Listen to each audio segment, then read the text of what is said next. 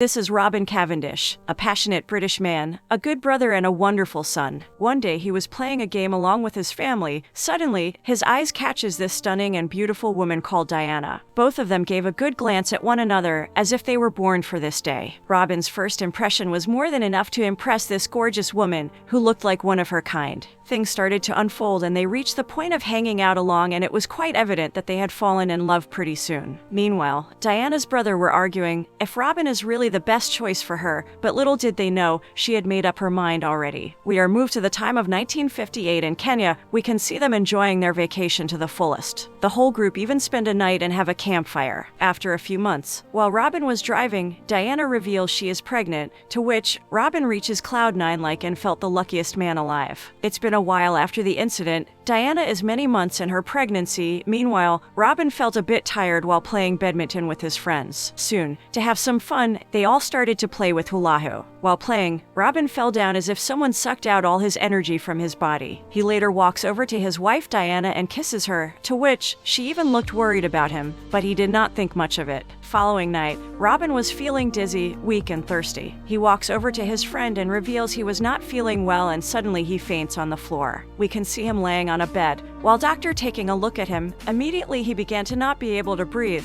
which results in him taken to emergency ward and given oxygen by an old machine. Next morning, Diana meets Robin and kisses him with pure love that she had for him, which makes him smile. She is being told by the doctor that he caught a virus called polio, just like anyone can get cold or flu. She asked for the time it will take to cure him, to which doctor told the truth, that it is irreversible. It just took one incident to make Diana and Robin's life to turn into hell from heaven. She asks her parents if she can go home with her along with their child, but they think he will not be able to live for a long time and denies her. Time to time, Diana would take their child to the hospital for Robin to be able to experience the wonderful feeling of being a father. Soon, he is transferred into a bigger hospital along with other patients. One day, Robin was feeling depressed and told his wife to not come and see him, which hurt her a bit. Diana's brothers met Robin to cheer him up a bit, but realized that he was asking for death. When they tell this to Diana, she acted like a strong woman instead of just crying. It is clear that Diana is no ordinary woman, perhaps a strong one. While Robin was alive on life support, he was hopeless and depressed, or maybe even confused on what to do anymore. Diana knew what he was going through, since he could not even look at his own son. One day, a priest comes over to speak some spiritual words to give some hope to Robin. However, he did something totally unexpected in return. Robin started moving his hand and finally has recovered,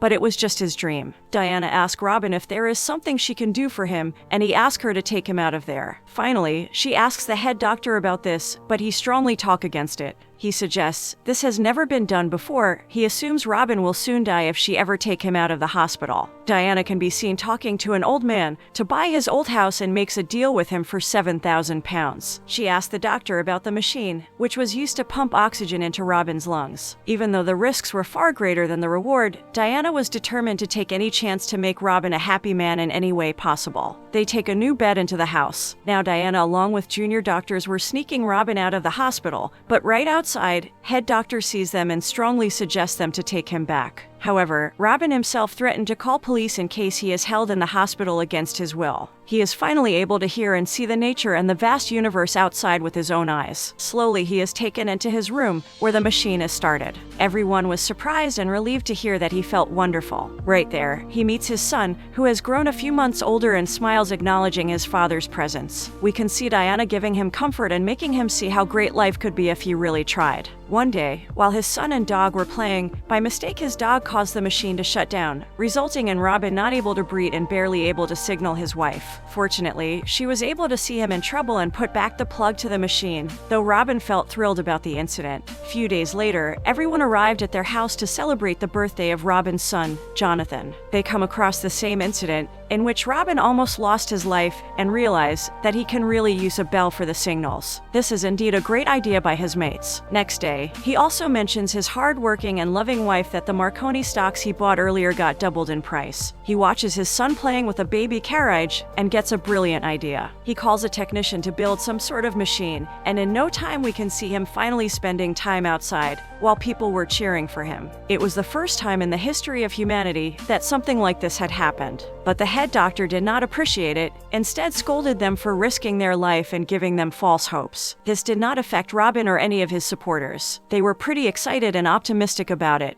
We are moved to the year 1965, where Robin is sitting outside and feeling the fresh breeze of air and thinking about his past memories. It is the Christmas day, where his son walks over him and show him an album of his old pictures, which almost makes Robin cry, since he could not do anything for his son. Seeing him like this, Diana comforts him emotionally, but what about Diana herself? Doesn't she need some sort of support? Next day, Robin has been taken somewhere mysterious. When Robin did not find pleasing to sit in the back, which was barely showing view of outside, the owner decided to put him on the front seat instead, which all of them enjoyed a lot. We can see Jonathan is growing at a fast pace. Robin is proud of him. Things were moving pretty fast. One night, Diana started to have some romantic moments with him, and we are moved to a scene where they were about to travel to Spain for some vacation. They were sitting in this large plane, which usually would contain the goods and the people. Finally, they were in Spain, in a hot deserted area. Right there, the servant accidentally put the plug in a wrong socket, which resulted in the whole car getting destroyed, along with Robin's machine. Somehow she managed to put the manual ventilation on him and decided to fix the electric one, but it was too damaged. Suddenly, a stranger comes in their way and helped them out, where Diana's brothers goes out with him to ask for some help. He comes back with tons of food for themselves until they wait for the mechanic to arrive.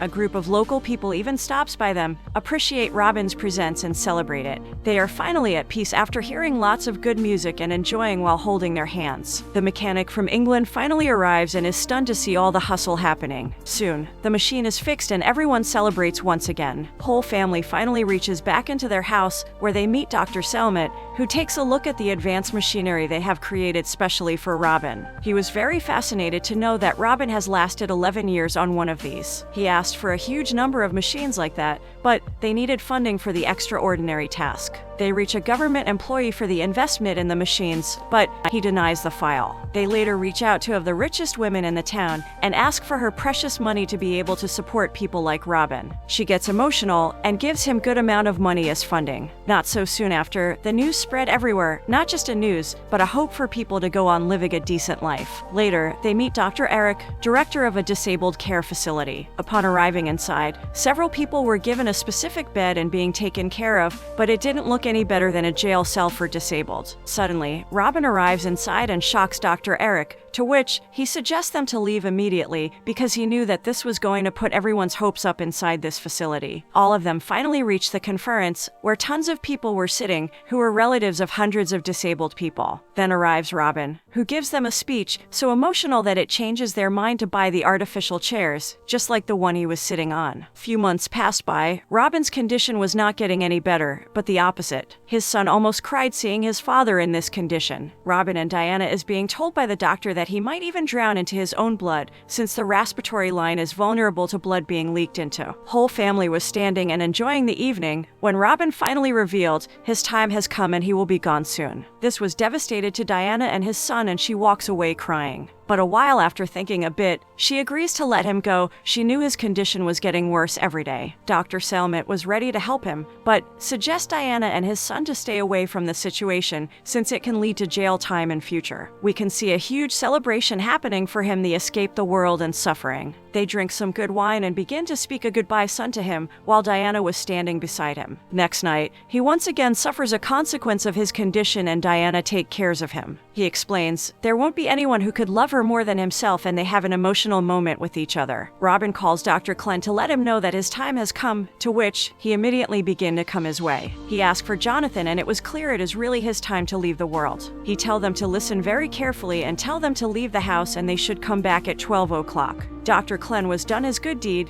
and leaves while looking at Diana. She realizes that it is time for them to meet Robin and takes Jonathan along with her. John expresses love toward his father while he smiles in the happiness that he will finally be free. Diana explains he had given her a wonderful life and kisses him with unconditional love she always carried for Robin. Finally, it was over and we are again moved the memories of both Robin and Diana, all those lovely moments we call life, and suddenly he was no more. Diana also recalls the moment when Robin was kissing her with all the love he had gotten. We can see all the real-life footage of Robin and Diana, and the story ends here. Make sure to subscribe and like to support the channel out. Have a good one.